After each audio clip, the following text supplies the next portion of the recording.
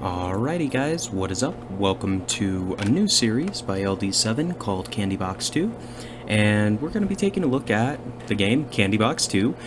Super fun, I really enjoy it. The reason why I want to make a little series about this is I used to play this in high school all the time with my best friend, and during this quarantine and all that noise, it's a great game because basically you just need to leave a browser tab open in order to play.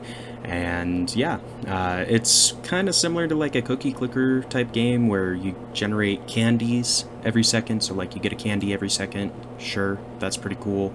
But it is better than cookie clicker because as opposed to just, generating things and building things, this also has some like actual gameplay, quests, things like that you can partake in. So I'm pretty excited. First things first, I want to kind of show you guys one little exploit you might not be aware of if you've played before, and that is if you throw 100 candies on the ground, you will activate dark mode. So we just have to generate up the 100 candies and we'll be ready to rock and roll. So you get one candy a second, at least at the start. There is more than just this, so you can eat all the candies or you can throw 10 on the ground. So we're going to throw 10 on the ground because we've eaten 40 candies already, not a problem. And every time you do this, it kind of expands. So first 10 puts a period, second another, third another, then a question mark, then this. Then it kind of changes the face every 10 that you throw until you hit 100 and you activate dark mode. So we're going to go ahead and show you kind of how to do that because me personally, I like playing it in dark mode a lot better. A little bit less strain on my eyes, more than anything, I guess. But this is something you may not be aware of because, typically speaking, you don't want to throw your candies on the ground. But anyway, something that you may not be aware of, so thought we'd show it off. Outside of that, I kind of plan on using this series to kind of go through the game, show you how you progress and all of that, with the intent of hopefully showing you, how to play the game a little bit and what things to kind of prioritize because there are different things to do. So once we threw the 100 on the ground, we get this little face and we got dark mode activated. So we activated dark mode. I'm just going to eat up to 50 candies. And the next step in order to unlock the next bit of content is to get 60 candies. So we're just going to go ahead and wait for the 60 to generate.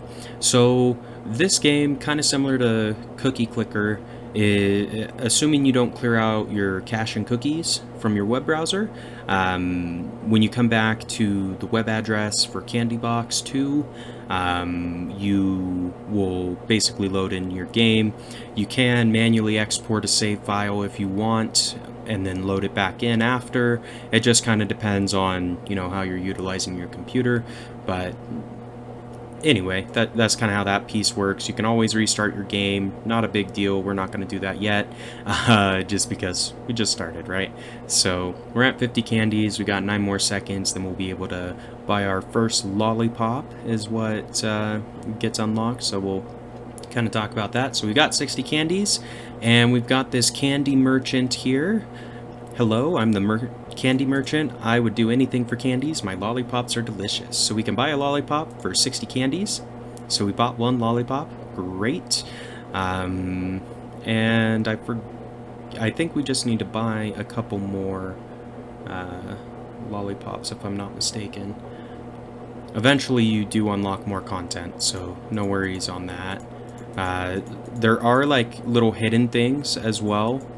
So it is a text-based game, so hey, don't touch my product, so he gets pissed off if you touch his lollipop, but whatever.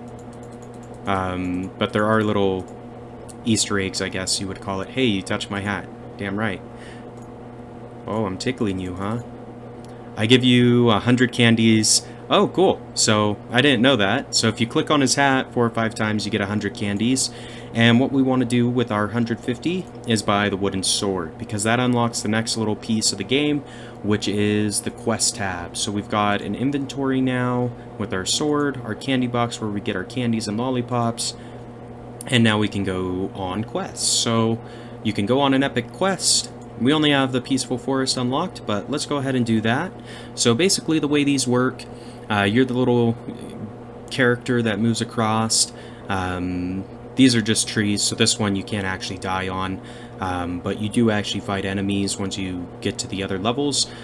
So yeah, as far as your HP is concerned, the way you increase that is by eating more candies. I forget what the, I don't know exactly what the algorithm is for that, but it's not like a direct every 10 or something you get another point. It's different than that, so just keep that in mind. If you eat a bunch of candies, you will have more HP, which may make it a little bit easier for you to complete the harder levels.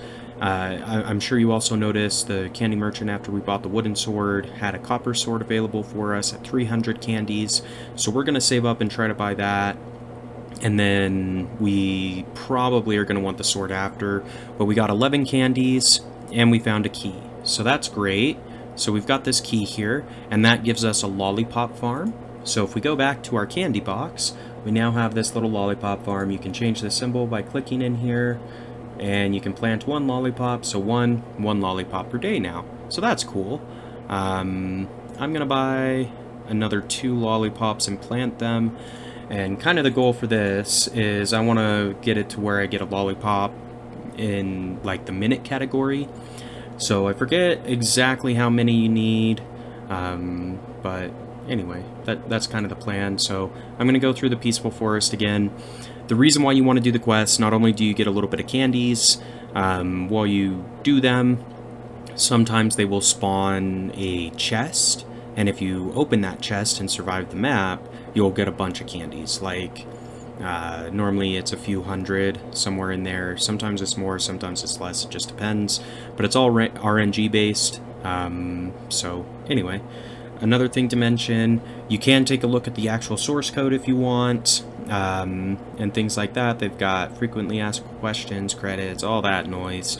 So pretty good game. I mean, it's been around for a long time. I would say, I mean, I started playing I first played this probably 8 or 9 years ago, but it's definitely been around longer than that.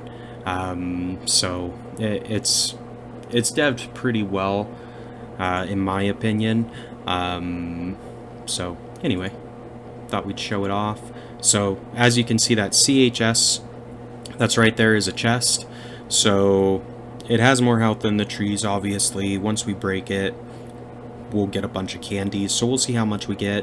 So this is why you want to do the quests, is getting these chests really helps. If you get like 400 candies, that saves you over 6 minutes worth of time in real life, right? So it's worthwhile.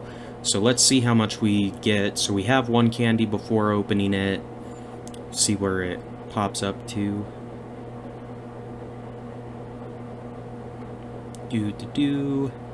Yeah, this wooden sword is garbage, by the way, so that's why it's taking so long. So we got 644 candies out of that chest, and we got a map. So that's pretty dang good, if I do say so myself, which I do. So once we finish this quest, we're going to go back to the candy merchant, upgrade our sword probably.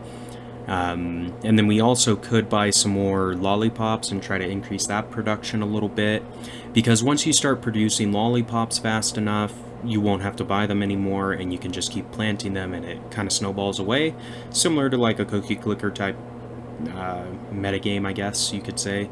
But there we are, we finished that. If we go in our inventory, we've got our map. So this map to the sorceress hut. It's a powerful witch. She might help you, but not for free. So we might go to the sorceress hut in a moment. So I think we'll buy the copper sword. We should probably buy the iron sword next, I think. But let's go ahead and check out... Or, well, we're almost at the end here, so I think next time we're going to go ahead and check out the sorceress hut, just to show off that content as well. And if you enjoyed the episode today, be sure to like, comment, subscribe as always. There's a bunch of details down in the description. Be sure to check it out. So if you want to check out Candy Box 2, I've got the link down there. There's a link to my channel, Patreon page, all that noise. So be sure to check out the description as always. But until next time, this has been LD7, and we will see ya.